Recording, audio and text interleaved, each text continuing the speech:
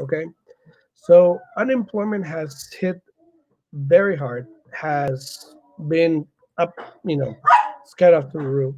So tomorrow, actually, May 8th, the unemployment rate for the April 2020 will be released by the U.S. Department of Labor, the Bureau of Labor and Statistics.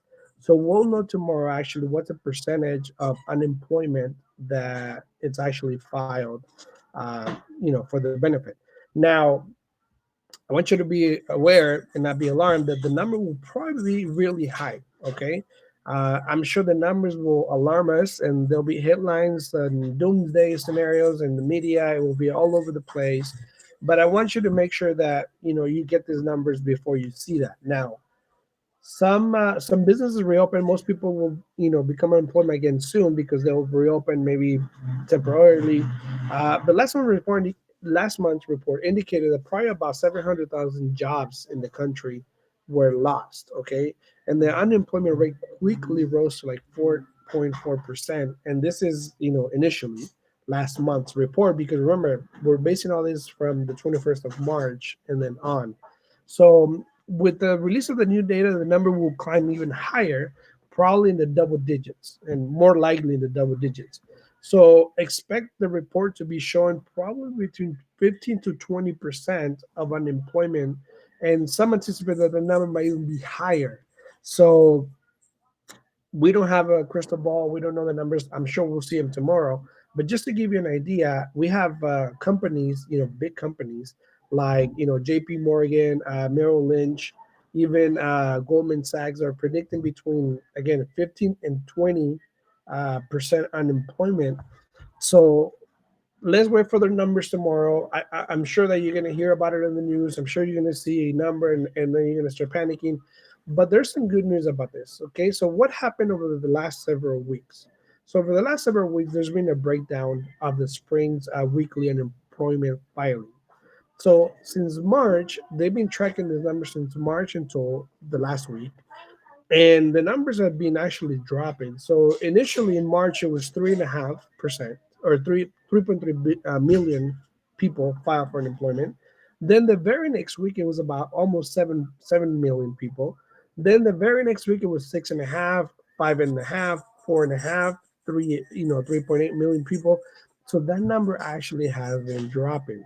Now you can contribute this to businesses opening gradually, or you can also contribute this to maybe the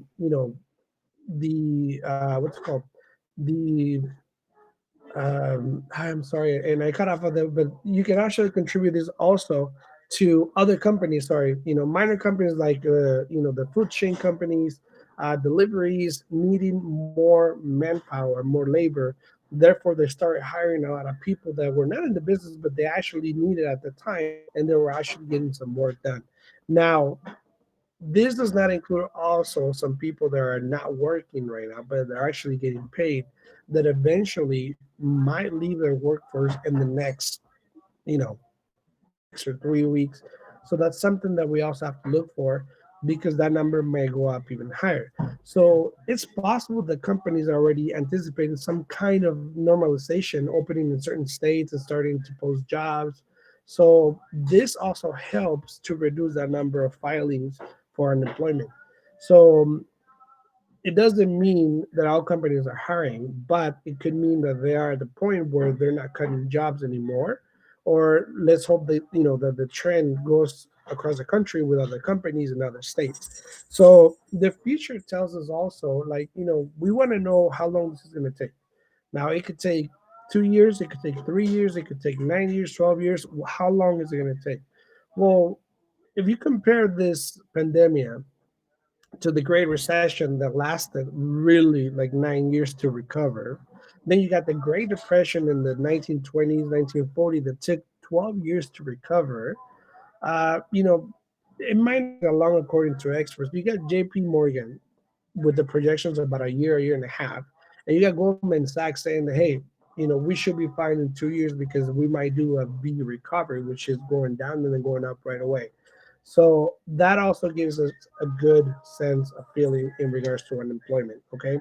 Now, the bottom line is this. don't let the headlines rattle you. Okay, there's ropes coming as we start to safely reopen businesses throughout the country. Unemployment affects our families, our businesses, and our country. Okay, our job is to rally around those impacted and do our part to support them throughout this time. So, if you have any questions, any concerns, you can always send me a message.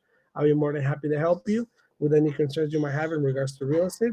So, look forward to hearing from you, and we'll be in touch. Again, this is Alfredo Rosales with Central 21 Americana in Las Vegas, Nevada. Thank you.